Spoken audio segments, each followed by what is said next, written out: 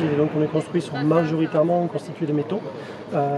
Ces métaux sont recyclables comme dans tous les autres secteurs d'activité. Ce qui nous fait au global un taux de valorisation aujourd'hui qui dépasse les 90% sur une année sur les avions que l'on traite sur nos sites de Tarbes et de Teruel. On a une répartition tant sur l'activité que sur les moyens qui est à peu près de 80% pour toutes les activités qui relèvent de l'aéronautique, donc la maintenance, le stockage, les modifications, les remises en vol, et 20% pour la fin de vie, donc le démontage d'avions, le démontage de moteurs et le recyclage du déchet qui reste. On accueille un avion en stockage, ensuite il est soit remis en vol, soit démantelé, donc retiré du service, et au démantèlement de l'avion, le propriétaire récupère les pièces détachées. C'est lui qui va aller les valoriser derrière au prix de la pièce aéronautique. Nous, on apporte juste le service de démontage. Donc c'est une activité de mécanique finalement, plus les aspects logistiques qui suivent derrière. Le propriétaire de l'avion initial met son avion en vente. Son objectif, c'est toujours de vendre un avion qui vole. C'est là qu'il a le plus de devenir et c'est là qu'il a le plus de valeur. Dans le cas où le marché, l'état de l'avion, peu importe, ne permet pas la remise en vol de l'avion, il n'y a pas d'acquéreur pour faire voler l'avion, à ce moment-là, c'est un autre type d'acquéreur, ce qu'on appelle des brokers, des gens spécialisés dans le négoce de pièces détachées, qui eux vont acheter l'avion. Et eux, leur objectif, effectivement, c'est une fois l'avion acheté, c'est d'entrer suffisamment de recettes pour équilibrer la balance, évidemment, faire des bénéfices sur la revente de pièces détachées. À partir du moment où le propriétaire de l'avion ou des pièces, puisque c'est le même, déclare que notre contrat de démantèlement est clôturé, ça veut dire mécaniquement qu'il ne veut plus rien récupérer de l'avion. Donc à partir de là, l'avion devient un déchet. Et là, c'est la réglementation locale qui s'applique, puisque le déchet il est produit en France. Donc là, par souci de simplicité pour tout le monde, que ce soit pour le propriétaire et pour nous, on opère un transfert de propriété, on récupère la propriété de la carcasse, devient la tarmac et nous on gère la gestion à la fois logistique et réglementaire des déchets, des métaux et de tout ce qui le compose. C'est une découpe d'aile avec un câble diamanté.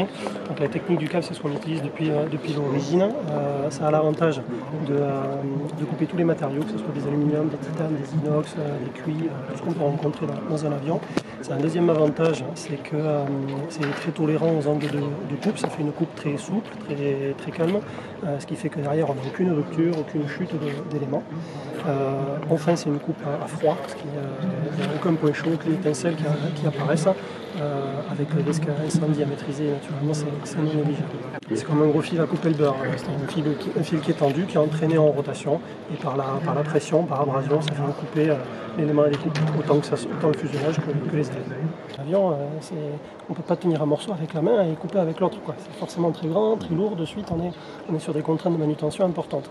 Donc l'avantage du câble, c'est aussi ça. C'est cette polyvalence. Je parlais tout à l'heure de sa capacité à s'adapter à la matière, de sa capacité à s'adapter aux géométries. On coupe une aile, on coupe un fuselage, c'est rond, c'est plat. Le câble va s'adapter là-dessus, ce qui nous permet derrière d'avoir une fin de coupe qui est toujours en douceur. On l'a vu tout à l'heure, l'aile se déplace de quelques centimètres et c'est terminé. Alors, les matières non valorisables aujourd'hui, c'est principalement des matières plastiques et composites.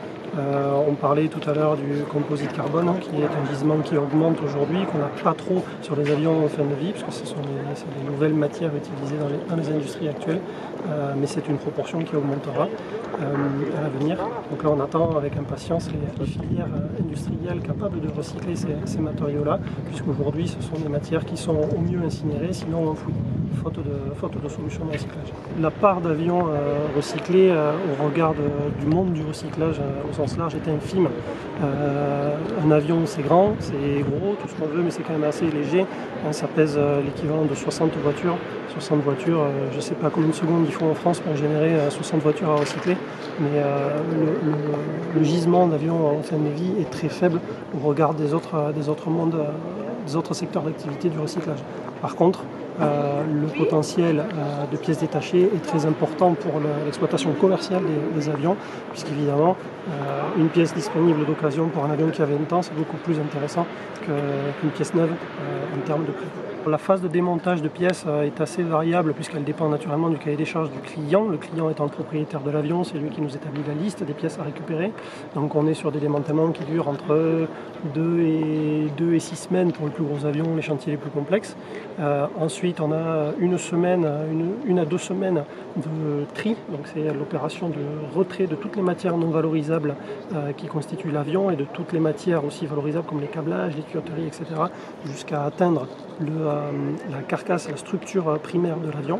Ça, c'est une phase qui dure entre 1 à 2 semaines, là aussi dépendant de l'état de départ de l'avion.